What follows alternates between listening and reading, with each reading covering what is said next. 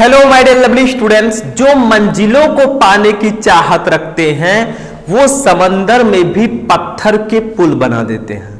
देखिए, आपको पत्थर के पुल तो नहीं बनाना है, लेकिन अपने सपनों को पूरा करने के लिए और 12th में अपना परसेंटेज अच्छा लाने के लिए आपको अब दिन रात मेहनत करना होगा, क्योंकि बोर्ड एग्जाम बहुत ज्यादा नजदीक है। और मैंने देखा है कि बहुत सारे स्टूडेंट नर्वस हो गए हैं, सर हमारी तैयारी नहीं हुई है, कैसे हम तैयारी करें और फिजिक्स में हमारा क्या होगा।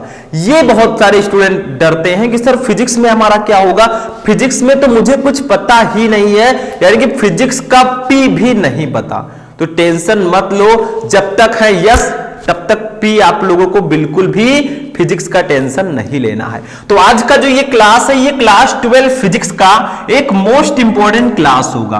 आज हम क्लास 12 फिजिक्स के चैप्टर 1 से लेकर चैप्टर 8 तक, सही सुना आपने, चैप्टर 1 2 3 4 5 6 7 8 पूरे चैप्टर के हम महत्वपूर्ण प्रश्नों को आज के इस वीडियो में कवर करेंगे। तो दिल थाम के बैठिएगा, और मैंने पहले ही कह दिया है कि जो मंजिलों को पाने की चाहत रखते हैं वो समंदर में भी पत्थर के पुल बना देते हैं। तो अगर आपको भी अच्छा नंबर लेकर आना है तो जो भी क्लासेज आप देख रहे हैं फुल कंसंट्रेशन के साथ देखिए, कॉपी पेन लेकर बैठिए, क्योंकि कॉपी और पेन जो है एक स्टूडेंट की पहचान होती है। ठीक है, तो देखो इस वीडियो में हम टोटल 16 क्वेश्चन पढ़ेंगे, यानी कि एक चैप्टर के 2 क्वेश्चन, टोटल 8 चैप्टर हैं, हम 16 क्वेश्चन इस वीडियो में कवर करेंगे। तो बहुत ही इंपॉर्टेंट आज की ये क्लास होगी। इन क्वेश्चन को पढ़ के जाओगे तो फिजिक्स में अच्छा परसेंटेज लाओगे। तो चलिए स्टार्ट करते हैं। सबसे पहले देखिए, सबसे फर्स्ट क्वेश्चन जो हमारा है ये हमारे वैद्युत आवेश तथा क्षेत्र चैप्टर से है। बहुत ही इंपॉर्टेंट क्वेश्चन है। देखो क्वेश्चन क्या है आपका कि आवेश के पृष्ठ घनत्व से क्या तात्पर्य है, यानी कि आवेश का पृष्ठ घनत्व क्या होता है। देखो बहुत ही सिंपल सा इसका डेफिनेशन है और इसका फॉर्मूला भी सिंपल है। हम बिल्कुल सिंपल भाषा में ही आपको बताते हैं, हमारी लैंग्वेज सिंपल होती है। देखो देखिए, आवेश का पृष्ठ घनत्व, इसकी परिभाषा देखिए, किसी चालक अथवा अचालक पदार्थ के प्रति एकांक क्षेत्रफल पर उपस्थित आवेश की मात्रा को आवेश का पृष्ठ घनत्व कहते हैं। देखिए ये कोई चालक है, हम मान लेते हैं ये कोई चालक है, ठीक है, पृष्ठ है, और इसका क्षेत्रफल मान लीजिए कितना है, इसका क्षेत्रफल a है। ठीक है, अब इस चालक के प्रति एकांक क्षेत्रफल पर कितने आवेश हैं। देखो भैया, ये अगर चालक है तो इनके अंदर इलेक्ट्रॉन होंगे, आवेश होंगे। ठीक है, तो जितने आवेश होंगे इन्हीं की मात्रा को ही हम आवेश का पृष्ठ घनत्व कहते हैं। ठीक है, घनत्व का मतलब डेंसिटी, घनत्व इक्वल टू द्रव्यमान बट्टे आयतन। तो ये पूरा जो चालक है इसका एरिया जो है, इस पार्टिकुलर एरिया में उपस्थित जो आवेश होंगे उसी को ही हम आवेश का पृष्ठ घनत्व कहेंगे। तो डेफिनेशन देखो, किसी चालक अथवा अचालक पदार्थ के प्रति एकांक क्षेत्रफल पर उपस्थित आवेश की मात्रा को आवेश का पृष्ठ घनत्व कहते हैं। यानी कि इसे हम लोग किससे डिनोट करते हैं, देखो पहले ये जान लो, इसे सिग्मा से डिनोट करते हैं। सिग्मा आपने सुना होगा, कैसे लिखते हैं सिग्मा, देखो इस प्रकार से। ठीक है, ये है सिग्मा, आधा ना देखे हैं, इसे सिग्मा से प्रदर्शित करते हैं, से प्रदर्शित करते हैं, प्रदर्शित करते हैं। तो इसे हम लोग सिग्मा से प्रदर्शित करते हैं। अब बताइए सिग्मा इक्वल टू फॉर्मूला क्या होगा, जल्दी बताइए अगर आपके पास दिमाग है। देखो क्या कहा गया है कि किसी पृष्ठ के किसी चालक अथवा चालक पदार्थ के प्रति एकांक क्षेत्रफल a पर उपस्थित जो आवेश की मात्रा q है, इसी को ही आवेश का पृष्ठ घनत्व कहते हैं। तो sigma equal to q upon a होगा, यानी कि किसी चालक के प्रति एकांक क्षेत्रफल पर उपस्थित जो आवेश की मात्रा है उसी को ही हम आवेश का पृष्ठ घनत्व कहते हैं। यही फॉर्मूला होगा, देखो यही आपका फॉर्मूला हो जाएगा। अब आपसे अगर कोई पूछे भैया इसका मात्रक क्या होगा, व्हाट द यूनिट ऑफ, ठीक है, इसका मात्रक भी जान लेते हैं। मात्रक क्या होगा बताइए जल्दी से, क्या होगा इसका मात्रक, सिंपल सा है, क्यों है आवेश, आवेश का मात्रक होगा कूलाम। आवेश का मात्रक क्या होता है, कूलाम। प्रति लगा देंगे, प्रति ए है क्षेत्रफल, क्षेत्रफल का मात्रक होता है मीटर स्क्वायर, तो कूलाम प्रति मीटर स्क्वायर जो होगा वो हमारे आवेश के पृष्ठ घनत्व का मात्रक होगा। तो यही फॉर्मूला होगा कि किसी चालक अथवा चालक पदार्थ के प्रति एकांक क्षेत्रफल ए पर उपस्थित जो आवेश की मात्रा Q होती है, इसी को ही हम आवेश का पृष्ठ घनत्व कहते हैं, sigma equal to Q upon A, जहां Q है आवेश, A है एरिया। आवेश का मात्रक कूलाम और एरिया का मात्रक, क्षेत्रफल का मात्रक मीटर स्क्वायर, तो इसका मात्रक होगा कूलाम प्रति मीटर स्क्वायर। ये सिंपल सा क्वेश्चन है। अब हम लोग ऐसी तैयारी करेंगे, फिजिक्स में भी 95% लाएंगे। तो इस क्वेश्चन को आप लोग कर लीजिए नोट, फिर हम लोग आगे बढ़ते हैं। नोट हो गया स्टूडेंट, चलिए आगे बढ़ते हैं। सेकंड क्वेश्चन हम लोग देखते हैं। देखो सेकंड क्वेश्चन जो है ये भी काफी ज्यादा इंपॉर्टेंट है। एक एक चैप्टर के हम दो दो क्वेश्चन पढ़ेंगे, टोटल हम 8 चैप्टर पढ़ेंगे भैया, तो 8 × 2 = 16 क्वेश्चन हम कवर करेंगे। देखो क्वेश्चन क्या है, ध्यान से समझना इस क्वेश्चन को। वैद्युत क्षेत्र की तीव्रता की परिभाषा तथा इसका मात्रक लिखिए, यानी कि what is intensity of electric field and what is the unit of intensity of electric field, यानी कि विद्युत क्षेत्र की तीव्रता क्या होती है और विद्युत क्षेत्र की तीव्रता का मात्रक क्या होता है। पता होगा आपको, पता तो होगा क्योंकि यह क्वेश्चन काफी ज्यादा इंपॉर्टेंट है हमारे चैप्टर 1 में। तो देखो वैद्युत क्षेत्र की तीव्रता क्या होता है। वैद्युत क्षेत्र में किसी बिंदु पर रखे परीक्षण आवेश पर लगने वाले बल तथा परीक्षण आवेश के मान की निष्पत्ति को उस बिंदु पर विद्युत क्षेत्र की तीव्रता कहते हैं। ठीक है, विद्युत क्षेत्र की तीव्रता ई वेक्टर कहते हैं। देखिए यहां पे लिखा हुआ है।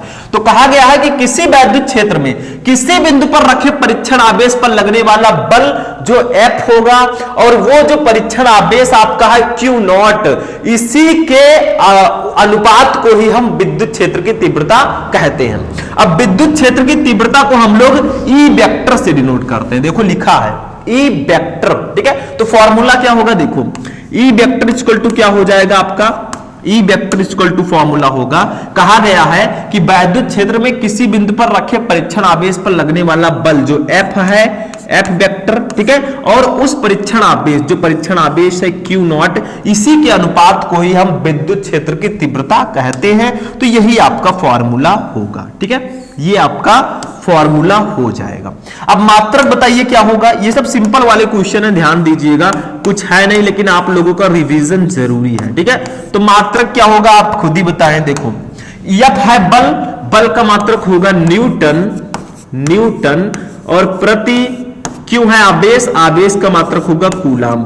तो विद्युत क्षेत्र की तीव्रता का मात्रक जो होता है वो न्यूटन प्रति कूलाम होता है। इसको नोट कर लीजिएगा। तो यही होगा। इसमें क्या है भाई, क्या है इसमें, कुछ नहीं है, बस ध्यान से समझना है। ये सारे क्वेश्चन आज मैं चैप्टर 1 से चैप्टर 8 तक के क्वेश्चन बता रहा हूं। कल मैं आपको चैप्टर 8 से लेकर चैप्टर 14 जितना भी आपका चैप्टर है उसके क्वेश्चन बताऊंगा। टेंशन मत लो, सारी चीजें अब पढ़ाई जाएंगी, बेसिक टू एडवांस, छोटे से लेकर बड़े सारे क्वेश्चन, ठीक है। तो देखा वैद्युत क्षेत्र की तीव्रता क्या है। वैद्युत क्षेत्र में किसी बिंदु पर रखे परीक्षण आवेश पर लगने वाला बल जो F है और परीक्षण आवेश जो Q0 है, इसी के मान की निष्पत्ति यानी कि इसी के अनुपात को ही हम विद्युत क्षेत्र की तीव्रता कहते हैं। इसे ई वेक्टर से डिनोट करते हैं। E vector equal to F vector upon Q0 होगा, ठीक है। मात्रक इसका न्यूटन प्रति कूलाम होगा।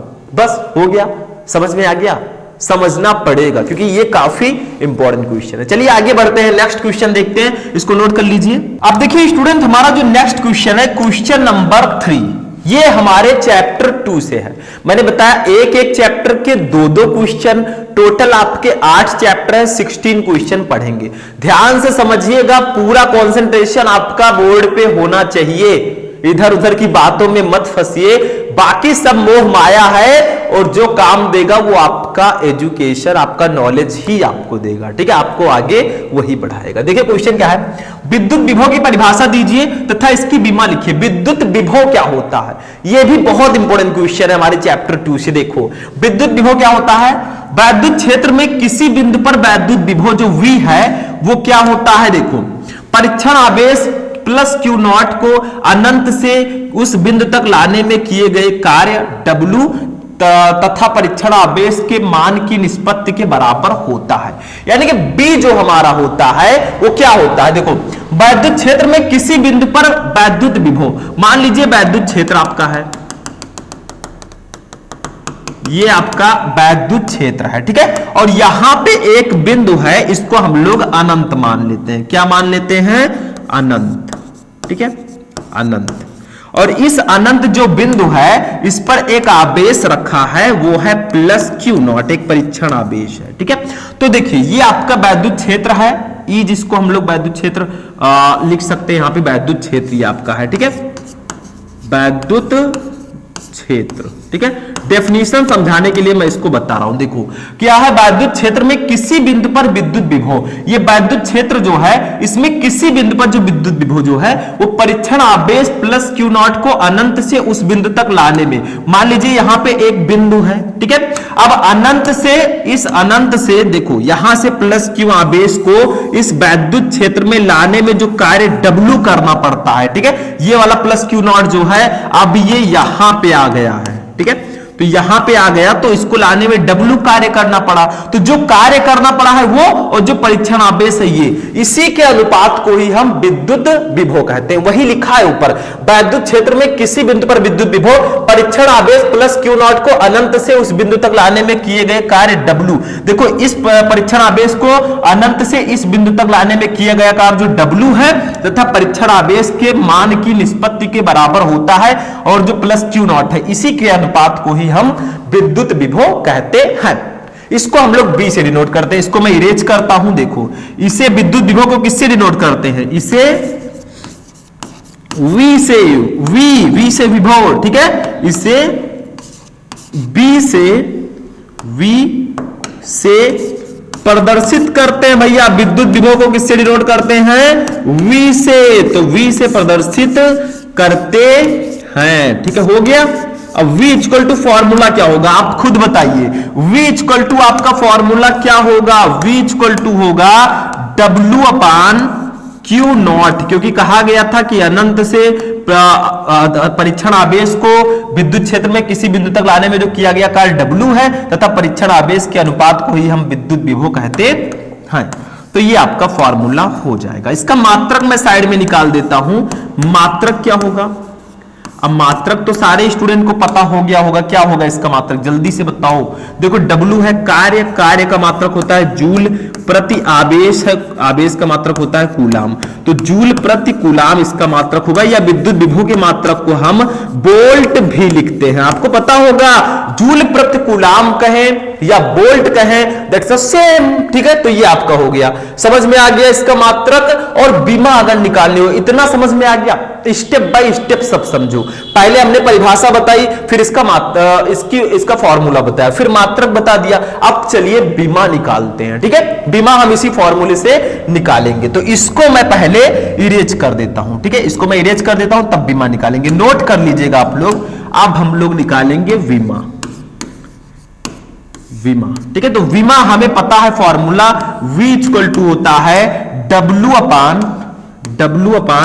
क्यू नॉट, ठीक है। तो सबसे पहले हम लोग W की बीमा हमें पता होनी चाहिए, देखो W की जो बीमा होती है वो होती है mL2 T-2, ये कार्य की बीमा होती है, अपान Q इक्वल टू IT होता है, और IT की बीमा होती है AT, आवेश की बीमा AT होता है। अब देखिए ऊपर ले जाएंगे, इसको ध्यान दीजिएगा थोड़ा सा, ये AT को ऊपर ले जाएंगे तो हमारा हो जाएगा mL2 T के पावर -2, और AT जब ऊपर जाएगा तो नीचे प्लस में है, ऊपर हो जाएगा A-1 और T-1, इस प्रकार से हो जाएगा, ठीक है।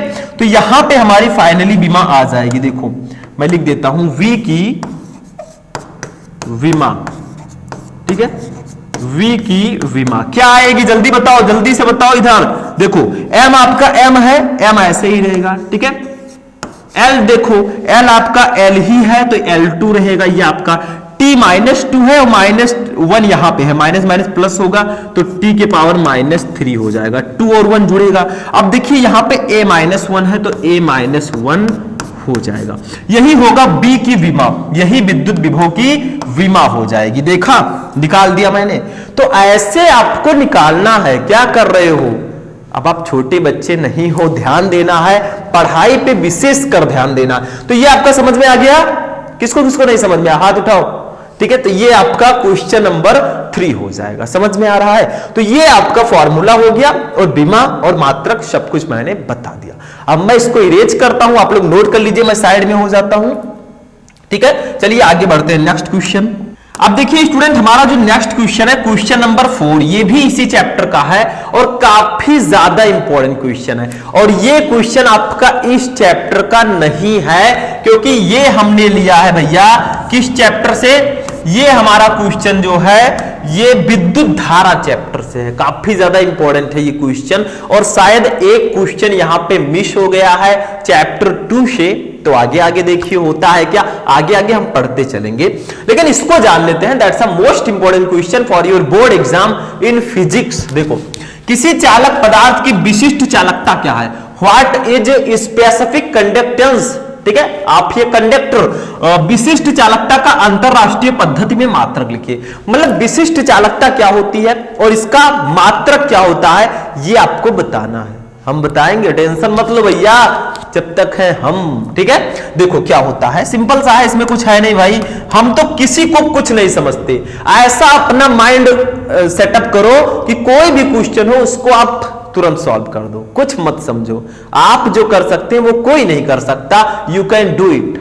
आपको किसी स्पेशल कार्य के लिए भेजा गया। किसने भेजा है? भगवान ने। ठीक है, देखो, किसी चालक के पदार्थ के विशिष्ट प्रतिरोध की व्युत्क्रम को उस पदार्थ की विशिष्ट चालकता कहते हैं। मतलब विशिष्ट प्रतिरोध के व्युत्क्रम को विशिष्ट चालकता कहते हैं। इसे सिग्मा से प्रदर्शित करते हैं। देखो यहां पे आपका सिग्मा इक्वल टू क्या हो जाएगा? सिग्मा इक्वल टू फॉर्मूला क्या होगा? आपको सीधा सीधा बताया गया कि किसी चालक पदार्थ के विशिष्ट प्रतिरोध को के व्युत्क्रम को उस चालक की विशिष्ट चालकता कहते हैं। मतलब विशिष्ट प्रतिरोध की व्युत्क्रम को विशिष्ट चालकता कहते हैं। तो सिग्मा इक्वल टू होगा 1/ρ। रो आपका विशिष्ट प्रतिरोध है। तो देखो, विशिष्ट प्रतिरोध का व्युत्क्रम ही तो विशिष्ट चालकता है। सिंपल सा है। ठीक है, तो हमने लिख दिया इसको, ये आपका हो गया फॉर्मूला। अब कोई कहे भैया इसका मात्रक बताओ, तो कैसे बताओगे? देखो, इसका मात्रक निकालने के लिए आपको रो का मात्रक पता होना चाहिए। पहले हम रो का मात्रक निकाल लेते हैं। देखो, रो इक्वल टू होता है आपका formula RA/L। Rho equal to RA/L होता है। अब देखिए R क्या है? R है आपका प्रतिरोध, प्रतिरोध का मात्रक ओम।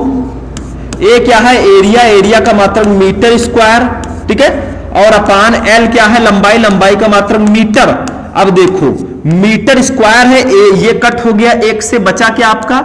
यहां बचा ओम मीटर। ओम मीटर। ठीक है, लेकिन ये तो जो मात्रक आया है ये किसका मात्रक है भैया? ये रो का मात्रक है। किसका? रो का मात्रक है। रो का मात्रक है ये। अब हम क्या करेंगे? इस रो के जगह पर इसको रख देंगे। ठीक है, फिर इसको ऊपर ले जाएंगे तो हमारा सिग्मा का मात्रक आ जाएगा, क्योंकि सिग्मा इक्वल टू 1/ρ होता है। विशिष्ट प्रतिरोध की व्युत्क्रम को विशिष्ट चालकता कहते हैं। तो इस रो के जगह पर ये वाला मात्रक रख देंगे। हो गया। क्या है इसमें? इसको मैं इरेज करता हूं, ये समझाने के लिए था, इसको लिखना नहीं है। ठीक है, तो देखो, अब यहां से मात्रक हम लोग निकाल लेंगे। मात्रक, what the unit of specific conductance? जल्दी बताओ। देखो भैया, यहां पे सिग्मा का जो मात्रक होगा, सिग्मा का मात्रक, इसको निकालने के लिए हम लोग क्या करेंगे? 1/1/, रो का मात्रक हमने निकाला है ओम मीटर। क्या निकाला है? ओम मीटर। ठीक है, अब यहां से हमारा सिग्मा का मात्रक आ गया। देखो, सिग्मा का मात्रक क्या आया भैया बताइए? देखो, नीचे है ओम मीटर, ऊपर जाएंगे तो ये क्या हो जाएंगे? ऊपर जाएंगे तो ओम इनवर्स मीटर इनवर्स हो जाएगा। ओम इनवर्स मीटर इनवर्स, ये होगा हमारा विशिष्ट चालकता का मात्रक। नोट कर लो जल्दी से। या एक और मात्रक होता है, वो भी मैं लिख देता हूं, या महोमीटर इनवर्स। महोमीटर इनवर्स। अब आपसे कोई कहे भैया ओम इनवर्स सेंटीमीटर इनवर्स किसका मात्रक होगा? तो वो भी विशिष्ट चालकता का ही मात्रक होगा। क्यों? क्योंकि मीटर बड़ा वाला, सेंटीमीटर छोटा वाला। तो ये आपका मात्रक हो गया किसका? सिग्मा का मात्रक। समझ में आ गया? तो हमने आपको विशिष्ट चालकता बताया, विशिष्ट चालकता की परिभाषा, फॉर्मूला और मात्रक बताया। क्या बचा? कुछ नहीं बचा, हो गया। तो ये आपका फॉर्मूला हो जाएगा और ये मात्रक हो जाएगा, ध्यान रखिएगा। ठीक है, समझ में आ गया? इतनी सिंपल वे में मैं समझा रहा हूं, अब नहीं आएगा तो कभी नहीं आएगा, भूल जाओ पढ़ाई। ठीक है, तो ये आपको नोट कर लीजिए, इसको जल्दी से नोट कीजिए। चलिए आगे बढ़ते हैं भैया, नोट कर लिया कीजिए वीडियो को पॉज करके। नेक्स्ट क्वेश्चन, अब देखिए ये सेकंड चैप्टर का क्वेश्चन हमारा आ गया है, थोड़ा आगे पीछे हो गया, लेकिन आगे पीछे से हमको क्या लेना देना, हमें तो पढ़ाई करना है, हमें ये सारे क्वेश्चन अपने दिमाग में बैठा लेना है, कहां बैठाना है वो आप जाने। ठीक है, देखो संधारित्र की धारिता की परिभाषा दीजिए, what the capacitance of capacitor. संधारित्र की धारिता क्या होती है? सिंपल सा है, ध्यान दीजिएगा।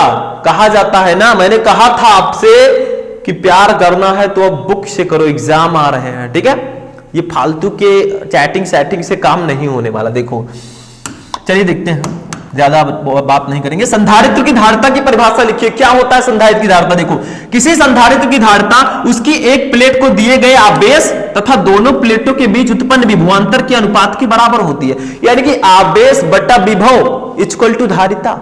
मतलब किसी संधारित्र की धारिता उसकी एक प्लेट को दिए गए आवेश, भैया संधारित्र में दो प्लेटें होती हैं, इसकी एक प्लेट को दिए गए आवेश तथा दोनों प्लेटों के बीच उत्पन्न विभवांतर, इनके बीच जो उत्पन्न विभवांतर है, ठीक है, आवेश जो इनका होगा वो Q होगा, तो Q upon V equal to धारिता होगा। हो गया काम। क्या करना है? यानी कि किसी संधारित्र की धारिता उसकी एक प्लेट को दिए गए आवेश तथा दोनों प्लेटों के बीच उत्पन्न विभवांतर के अनुपात के बराबर होती है। तो हम देखिए इसे C से डिनोट करते हैं, इसे धारिता को हम लोग डिनोट करते हैं भैया C से। ठीक है, C से प्रदर्शित करते हैं, से प्रदर्शित करते हैं। तो C इक्वल टू क्या होगा? सीधा सीधा बताया गया है, जो धारिता C होती है वो किसी एक प्लेट को दिए गए आवेश Q तथा दोनों प्लेटों के बीच उत्पन्न विभवांतर V के अनुपात के बराबर होती है। यही फॉर्मूला होगा। क्या है भाई? कुछ नहीं है इसमें। मात्रक क्या होगा? निकाल लेता हूं, मात्रक बताइए, जल्दी से बताइए, आप लोग कर सकते हैं, यू कैन डू इट। देखो क्यों है आवेश, आवेश का मात्रक होगा कूलाम। ठीक है, V है विभव, विभव का मात्रक वोल्ट, तो कूलाम प्रति वोल्ट इसका मात्रक हो गया। हो गया, समझ में आ गया? ये लो मात्रक निकाल दिया हमने। क्या है इसमें? क्या है इसमें? देखो, तो आपको संधारित्र की धारिता पूछी गई थी, तो किसी संधारित्र की धारिता उसकी एक प्लेट को दिए गए आवेश Q तथा दोनों प्लेटों के बीच उत्पन्न विभवांतर V इसी के अनुपात के बराबर होती है। तो C equal to Q upon B, मात्रक कूलाम प्रति वोल्ट। या एक और मात्रक होता है जो आप भूल रहे थे, इसका एक मात्रक होता है फैराड। धारिता का मात्रक फैराड भी होता है, जैसे हमारे विभव का मात्रक जूल प्रति कूलाम भी होता है और वोल्ट भी होता है, वैसे यहां पर भी है, कूलाम प्रति वोल्ट भी और फैराड भी होता है। ठीक, चलिए आगे बढ़ते हैं। अब हम अपने चैप्टर 4 पे चलेंगे। देखो चैप्टर 3 का एक और क्वेश्चन है, क्योंकि चैप्टर 3 का भी एक ही क्वेश्चन हुआ है। ये क्वेश्चन आपको ध्यान में रखना होगा, इसका डेफिनेशन आता है और ये क्वेश्चन ट्रेंडिंग में चल रहा है, इसको बिल्कुल से पढ़ के ही जाइएगा। ठीक है, समझ में आ रहा है? देखो, सेल के आंतरिक प्रतिरोध से आप क्या समझते हैं? What is the internal resistance of a cell? Cell का आंतरिक प्रतिरोध क्या होता है? सिंपल वाला प्रतिरोध तो हमें पता है, R equal to V upon I। ठीक है, लेकिन आंतरिक प्रतिरोध क्या होता है इसको जान लेते हैं। देखो, जब किसी सेल की प्लेटों को तार द्वारा जोड़ देते हैं, जब हम सेल की प्लेटों को तार द्वारा जोड़ देंगे, भैया ये डेफिनेशन है, मेरे पास ऐसा कुछ नहीं है कि मैं आपको दे दूंगा तुरंत याद हो जाएगा। सुबह उठो, फेस वॉश करो और आराम से बैठ जाओ, याद कर लो, तुरंत याद हो जाएगा। देखो, जब किसी सेल की प्लेटों को तार द्वारा जोड़ देते हैं तो तार में विद्युत धारा सेल की धन प्लेट से ऋण प्लेट की ओर, मतलब तार में विद्युत धारा जो है वो धन प्लेट से ऋण प्लेट की ओर बहेगी, लेकिन सेल के भीतर उसके घोल में ऋण प्लेट से धन प्लेट की ओर बहती है। लेकिन सेल के अंदर जो धारा है वो ऋण से धन की ओर बहेगी। देखो, ऋण प्लेट से धन प्लेट की ओर। इस प्रकार सेल की दोनों प्लेटों के बीच सेल के भीतर वैद्युत धारा के प्रवाह में घोल द्वारा उत्पन्न अवरोध को सेल का आंतरिक प्रतिरोध कहते हैं। मतलब जब हम सेल की दोनों प्लेटों को एक तार द्वारा जोड़ देंगे तो सेल में जो धारा है वो धन प्लेट से ऋण प्लेट की ओर बहेगी, और सेल के अंदर उसके घोल में जो धारा है वो ऋण प्लेट से धन प्लेट की ओर बहेगी। ठीक है, इस प्रकार सेल की दोनों प्लेटों के बीच सेल के भीतर वैद्युत धारा के मार्ग में जो उत्पन्न अवरोध होगा उसी को ही हम सेल का आंतरिक प्रतिरोध कहते हैं। वैसे प्रतिरोध का मतलब होता है अवरोध, रुकावट जिसको बोलते हैं, मतलब धारा के मार्ग में उत्पन्न अवरोध को ही प्रतिरोध कहते हैं। ठीक, एक डेफिनेशन। तो ये आपका आंतरिक प्रतिरोध हो गया, इसको याद करना होगा। कोई ट्रिक नहीं है कि मैं बता दूंगा आपको याद हो जाएगा, ऐसा मुझे को कोई मंत्र भी नहीं आता, नहीं तो मैं बता देता। नेक्स्ट क्वेश्चन, 7 नंबर क्वेश्चन पे आते हैं। हमेशा एनर्जेटिक रहो, एनर्जेटिक। अब 7 नंबर क्वेश्चन जो है ये हमारे चैप्टर 4 से है, जिसका नाम है गतिमान आवेश एवं चुंबकत्व। देखो क्या है, लॉरेंज बल से आप क्या समझते हैं, व्हाट इज लॉरेंज फोर्स।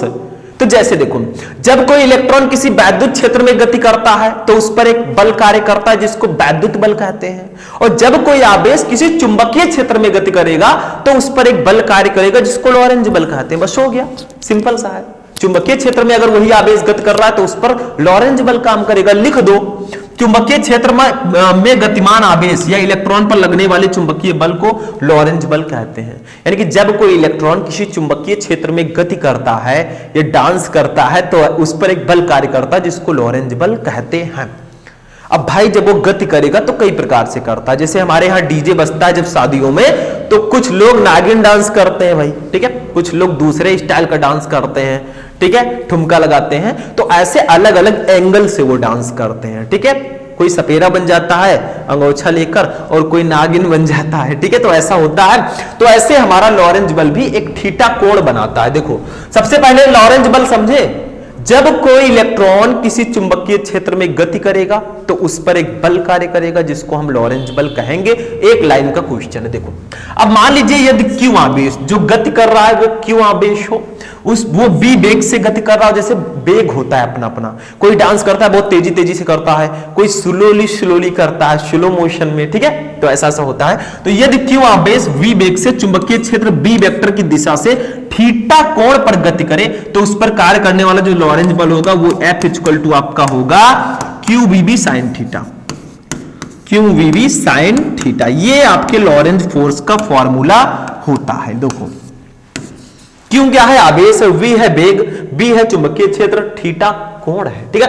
तो चुंबकीय क्षेत्र में गतिमान आवेश पर लगने वाले बल को लॉरेंज बल कहते हैं। मान लो जो आवेश है वो Q है, वो B वेग से चुंबकीय क्षेत्र B वेक्टर की दिशा से थीटा कोण पर गति कर रहा है, तो लॉरेंज बल का फॉर्मूला होगा F equal to QVB sin theta. बस हो गया, काम खत्म, यही लिखना था। क्या है इसका मात्रक, तो न्यूटन होता है ये बल का मात्रक। समझ में आ गया, चलिए आगे बढ़ते हैं। नेक्स्ट क्वेश्चन देखो, अब ये क्वेश्चन समझो भाई, इस क्वेश्चन को समझना जरूरी है, that's a most important question. Ampere का परिपथीय नियम क्या है, what is amperes circuit law. देखो एम्पियर का परिपथीय नियम, किसी बंद वक्र के परितः चुंबकीय क्षेत्र की तीव्रता का रेखा समाकलन, जिसको लाइन इंटीग्रल बोलते हैं, उस बंद वक्र द्वारा घिरे क्षेत्रफल में से गुजरने वाली कुल वैद्युत धारा का म्यू नॉट गुना होता है, जहां म्यू नॉट निर्वात की निरपेक्ष चुंबकशीलता है। ठीक है, तो आपसे कहा जा रहा है कि किसी बंद वक्र के परितः चुंबकीय क्षेत्र की तीव्रता का रेखीय समाकलन जो है, ठीक है, रेखीय समाकलन जो है वो उस बंद वक्र द्वारा घिरे क्षेत्रफल में से गुजरने वाली कुल वैद्युत धारा का म्यू नॉट गुना होता है। देखो यहां पे हम रेखीय समाकलन करते हैं। देखो ये आपका है, ठीक है, इस यहां पे सी लिख देंगे, B vector dot D L vector, ये चुंबकीय क्षेत्र की तीव्रता का जो रेखीय समाकलन है वो उसमें बहने वाली जो धारा आई है इसका होगा म्यू नॉट गुना, यही होगा एम्पियर के परिपथीय नियम का फॉर्मूला। ठीक है, यानी कि चुंबकीय क्षेत्र की तीव्रता का जो रेखीय समाकलन है वो उसमें बहने वाली धारा आई का म्यू नॉट गुना होता है, ये फॉर्मूला होगा। तो किसी बंद वक्र, देखिए इसका मतलब होगा लाइन इंटीग्रल, यानी कि ये बंद वक्र है, ठीक है, और ये जो सी है ये बंद पथ की सीमा है, ठीक है, कुछ लिमिट होगा। तो किसी बंद वक्र के परितः चुंबकीय क्षेत्र की तीव्रता का रेखीय समाकलन उस पृष्ठ द्वारा घिरे क्षेत्रफल में से गुजरने वाली जो धारा आई है इसका म्यू नॉट गुना होता है, यही हमारा एम्पियर का परिपथीय नियम है। यहां पे एक चीज और हम लोग समझेंगे, आई क्या है, आई है पथ द्वारा घिरी धारा, पथ द्वारा घिरी नेट धारा, नेट धारा। एक चीज और आप लोग थोड़ा सा कंफ्यूज रहेंगे, यहां पे सी क्या है, ये देखो इंटीग्रेशन के नीचे सी लगा है, ये बंद पथ की सीमा है, बंद पथ की सीमा, ठीक है, लिमिटेशन, तो बंद पथ की ये सीमा है, बस हो गया, ठीक है। तो यही होगा एम्पियर का परिपथीय नियम, सिंपल सा है, कुछ है इसमें, नो प्रॉब्लम, नो टेंशन, बहुत ही इजी है। तो इसको आप लोग नोट करेंगे, फिर हम आगे बढ़ेंगे वहां से, ठीक है। तो इसको नोट कर लीजिए।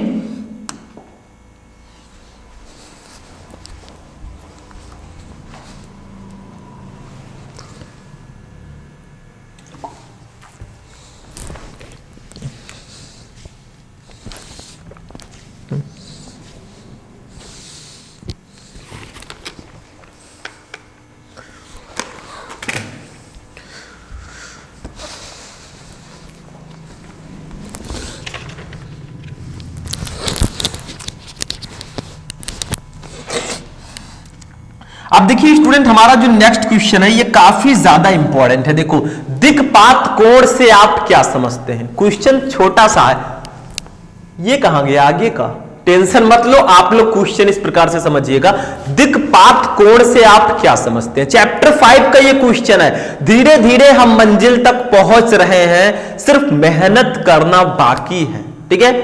देखते हैं, मैंने कहा था कि देखिए 9 नंबर, दिक्पात कोण क्या होता है, वन लाइनर क्वेश्चन है। देखो, किसी स्थान पर चुंबकीय यामोत्तर तथा भौगोलिक यामोत्तर के बीच बने न्यून कोण को दिक्पात कोण कहते हैं। मतलब चुंबकीय यामोत्तर और भौगोलिक यामोत्तर के बीच बने न्यून कोण को ही दिक्पात कोण कहते हैं। क्या है इसमें? कुछ नहीं है, सीधा सीधा लिख दो, भौगोलिक यामोत्तर तथा चुंबकीय यामोत्तर के बीच बने न्यून कोण को दिक्पात कोण कहते हैं। इसे अल्फा से प्रदर्शित करते हैं, अल्फा आपने देखा होगा, ठीक है।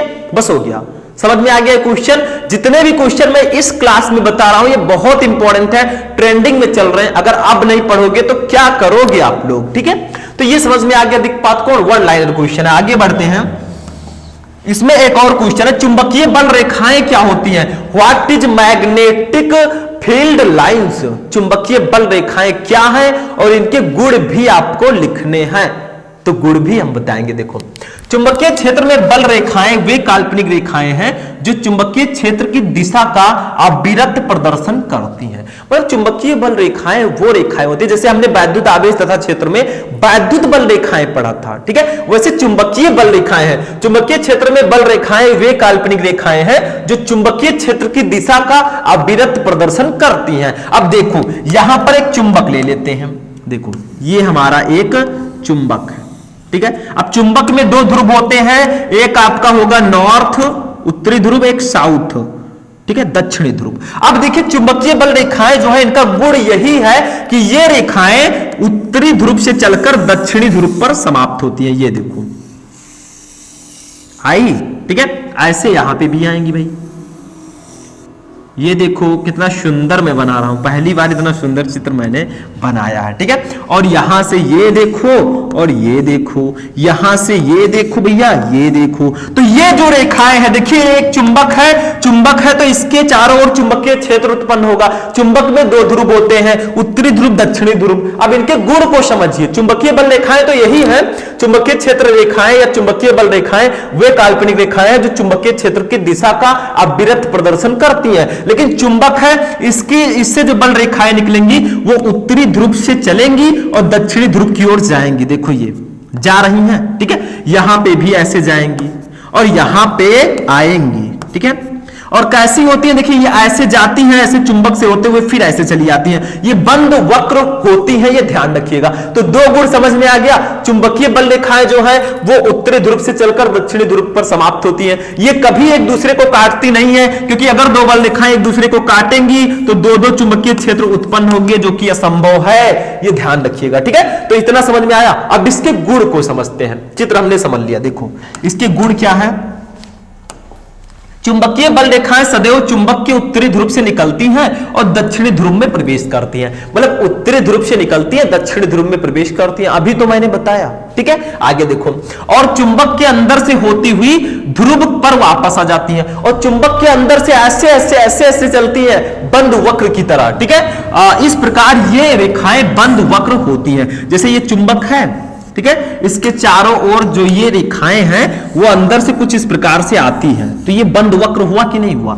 ये बंद वक्र हुआ कि नहीं हुआ? वही चीज बताई जा रही है। नेक्स्ट देखो, दो चुंबकीय बल रेखाएं एक दूसरे को कभी नहीं काटती। यदि काटती तो कटान बिंदु पर दो स्पर्श रेखाएं खींची जा सकती थी, अर्थात उस बिंदु पर क्षेत्र की दो दिशाएं उत्पन्न होती, जो कि असंभव है। ये कभी एक दूसरे को ऐसे करके ऐसे काटती नहीं है, क्योंकि अगर ये काटती तो दो दिशाएं उत्पन्न होंगी चुंबकीय क्षेत्र की तीव्रता का, और जो चुंबकीय बल रेखाएं हैं वो चुंबकीय क्षेत्र की दिशा का अविरत प्रदर्शन करती हैं, अभी मैंने बताया। तो दो दिशाएं असंभव है चुंबकीय क्षेत्र की तीव्रता का, तो ये कभी एक दूसरे को काटती ही नहीं है, तो ये इनका गुण हो गया। ध्यान दीजिएगा, सारे क्वेश्चन बहुत इंपॉर्टेंट है। समझ में आ रहा है भैया? अब नहीं आएगा तो नहीं आएगा, फिर क्या करोगे? अब आगे नहीं बताऊंगा मैं। नेक्स्ट क्वेश्चन पे आते हैं। ये क्वेश्चन देखो भैया, ये हमारे नेक्स्ट चैप्टर विद्युत चुंबकीय प्रेरण चैप्टर से है, चैप्टर नंबर 6। देखो, चुंबकीय फ्लक्स से आप क्या समझते हैं?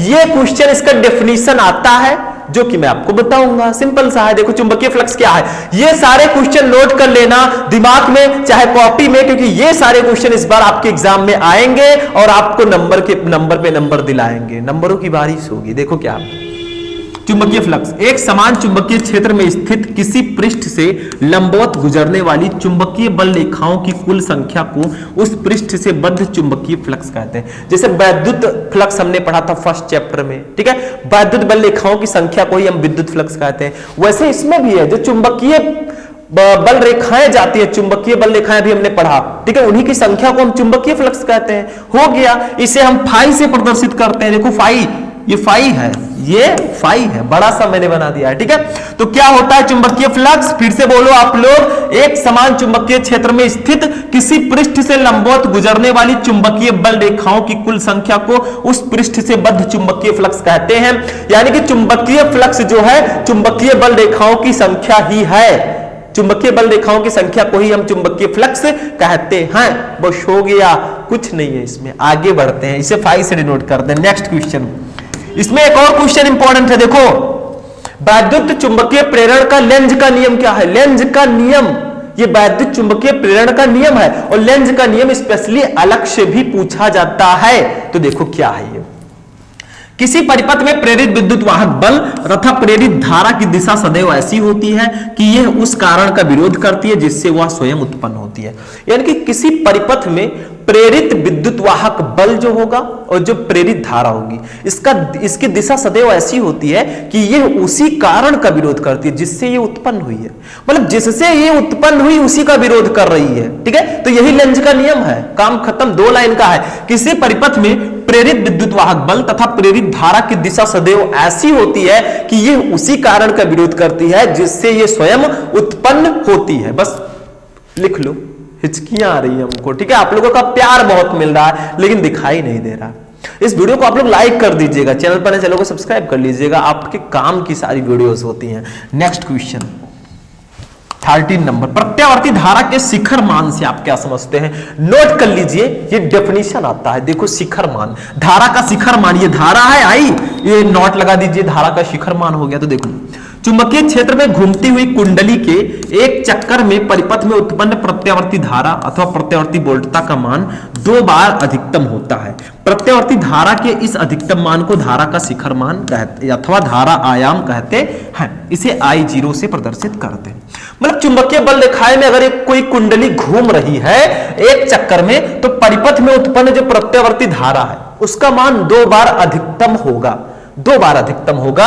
और प्रत्यावर्ती धारा के इसी अधिकतम मान को, इसी मैक्सिमम वैल्यू को ही हम शिखर मान कहते हैं। धारा का शिखर मान, शिखर का मतलब क्या होता है? ऊंचाई, सबसे ज्यादा ऊंचा। ठीक है, शिखर, समझ में आया? तो वही अधिकतम मान को ही हम धारा का शिखर मान कहते हैं। यानी कि जब किसी चुंबकीय क्षेत्र में कोई कुंडली जो है वो घूमती है, ठीक है, तो उसमें प्रत्यावर्ती धारा उत्पन्न होती है। प्रत्यावर्ती धारा का मान कभी जो है अधिकतम 2 बार अधिकतम होता है, तो उसी अधिकतम मान को ही हम धारा का शिखर मान कहते हैं। बस हो गया, ठीक है। नेक्स्ट क्वेश्चन, नेक्स्ट क्वेश्चन देखो भैया, ये हमारा क्वेश्चन न्यूमेरिकल है छोटा सा। एक प्रत्यावर्ती धारा परिपथ में विभवांतर का वर्ग माध्य मूल मान, विभवांतर का वर्ग माध्य मूल मान 220 वोल्ट है। विभव का शिखर मान, जो अभी शिखर मान मैंने बताया वही निकालना है। तो देखो वर्ग माध्य मूल मान का मतलब VRMS, रूट मीन्स स्क्वायर विभव का, ठीक है। तो ये हमें दिया गया है √2 220 वोल्ट, 220 वोल्ट। हमें निकालना क्या है, विभव का शिखर मान निकालना, सॉरी V0 निकालना है, ये निकालना है। तो विभव का शिखर मान जो होता है इसका एक फॉर्मूला होता है, देखो यहां पे मैं लिख देता हूं, विभव का शिखर मान, जैसे हम धारा के शिखर मान को I0 से प्रदर्शित करते हैं, वैसे विभव के शिखर मान को V0 से प्रदर्शित करते हैं। इसका फॉर्मूला होता है VRMS √2, ये फॉर्मूला होता है। तो क्या करना है हमें, VRMS की जगह पर क्या लिख देना है, V0 = हमारा आएगा आंसर, देखो VRMS की वैल्यू है 220, √2 आपका ऐसे ही रहेगा, और ये आपका वोल्ट होगा, ठीक है। क्या होगा, वोल्ट, और यही आपका आंसर हो जाएगा, काम खत्म, यही आंसर होगा। इसमें कुछ नहीं था, वन लाइनर क्वेश्चन था, हमने सॉल्व कर दिया। मतलब अगर हमें विभव का वर्ग माध्य मूल मान VRMS दिया है 220 वोल्ट, तो हम विभव का शिखर मान इस फॉर्मूले से निकाल सकते हैं, V0 = VRMS √2। अब V0 = VRMS की वैल्यू 220 थी, तो 220 √2 हो गया। क्या है इसमें, सिंपल सा है। आगे आगे मैं आपको 3 नंबर 4 नंबर सारे क्वेश्चन बताऊंगा, टेंशन मत लो। अभी तो शुरुआत है, पिक्चर अभी बाकी है, अभी तो पार्टी शुरू हुई है, ठीक है। आगे बढ़ते हैं। 15 नंबर देखो, 15 नंबर क्वेश्चन है, वैद्युत चुंबकीय स्पेक्ट्रम में सबसे बड़ी तथा सबसे छोटी तरंगदैर्घ्य की तरंग का नाम लिखिए। ये हमारे चैप्टर 8 का क्वेश्चन है, विद्युत चुंबकीय तरंगे जो चैप्टर है, ठीक है। मतलब विद्युत चुंबकीय स्पेक्ट्रम में सबसे बड़ी तथा सबसे छोटी तरंगदैर्घ्य की तरंगों के नाम लिखना है। सबसे बड़ी तरंगदैर्घ्य किसका होता है, सबसे छोटी किसका होता है, ठीक है। तो देखिए सबसे बड़ी तरंगदैर्घ्य हम पहले लिखते हैं, सबसे बड़ी तरंगदैर्घ्य, सबसे बड़ी तरंगदैर्घ्य जो होता है वो किसका होता है भैया, वो होता है रेडियो तरंगों का, रेडियो तरंगे, ठीक है। अब कहेंगे सर जी सबसे छोटी तरंगदैर्घ्य किसका होगा, तो सबसे छोटी तरंगदैर्घ्य ये किसका होगा भैया, ये आपका हो जाएगा गामा किरणें, ठीक है, गामा किरणें, ठीक। तो वैद्युत चुंबकीय स्पेक्ट्रम में सबसे बड़ी तरंगदैर्घ्य जिसका होगा रेडियो तरंगों का होगा, सबसे छोटी तरंगदैर्घ्य गामा किरणों का होगा, बस हो गया, ठीक। नेक्स्ट क्वेश्चन, इसमें एक और क्वेश्चन है और ये हमारा 16 नंबर क्वेश्चन होगा। देखो क्या है, एक्स किरणों के 2 प्रमुख गुण और उपयोग लिखिए। एक्स किरणें क्या होती हैं, इसके 2 प्रमुख गुण और उपयोग लिखना है। तो सबसे पहले प्रॉपर्टीज को देखते हैं। एक्स किरणों के गुण, सबसे पहला गुण, एक्स किरणें विद्युत चुंबकीय तरंगे हैं। एक्स किरणें जो है वो इलेक्ट्रोमैग्नेटिक वेव्स होती हैं, विद्युत चुंबकीय तरंगे होती हैं। दूसरा ये अदृश्य होती हैं, अदृश्य लिख दीजिएगा ऐसे, अदृश्य, ये अदृश्य होती हैं, आपको दिखाई नहीं देंगी। तीसरा, इनका वेग प्रकाश के वेग के बराबर होता है। जो एक्स किरणें होती है इनका वेग जो है वो प्रकाश के वेग के बराबर होगा। चौथा, ये फोटोग्राफिक प्लेट को प्रभावित करती हैं। एक्स किरणें जो है ये फोटोग्राफिक प्लेट को प्रभावित करेंगी, बस हो गया। ये 4 गुण मैंने आपको बताया, कोई 2 गुण आपको लिखना था, मैंने 4 बता दिया, 4 में से 2 तो याद ही रहेंगे। उपयोग देखो, एक्स किरणों का उपयोग जो है हीरे की जांच परख में, हीरे की जांच करने में, हीरा कितना महंगा है आपको खुद पता है, ठीक है, इसकी जांच करने में इसका यूज करते हैं। दूसरा, भारी गार्डर में दरार या वायु के बुलबुले का पता लगाने में। तीसरा, रेडियोग्राफी में भी हम इसका यूज करते हैं। चौथा, शल्य चिकित्सा में भी हम एक्स किरणों का यूज करते हैं। हो गया, ये आपका क्वेश्चन नंबर 16 था, ठीक है। चलिए आगे बढ़ते हैं। तो स्टूडेंट आगे क्या बढ़ना, हमारा 16 क्वेश्चन कंप्लीट हुआ। हमने आपको बताया था हम आज की इस क्लास में जो पढ़ेंगे वो क्लास 12 फिजिक्स के चैप्टर 1 से लेकर चैप्टर 8 तक आपके टोटल 16 क्वेश्चन पढ़ेंगे और 16 क्वेश्चन हमने कवर कर दिया। एक चैप्टर के 2 क्वेश्चन, 8 चैप्टर थे, 16 क्वेश्चन हमने कवर किया। अब आप लोग कमेंट करके बताइएगा कि इनमें से कितने क्वेश्चन आपको ऑलरेडी पता थे। तो आज की ये इंटरेस्टिंग क्लास यहीं पर फिनिश होगी। इस वीडियो को लाइक करना, चैनल पर नए चैनल को सब्सक्राइब करना। मिलेंगे हम नेक्स्ट वीडियो में नेक्स्ट टॉपिक के साथ, तब तक के लिए जय हिंद।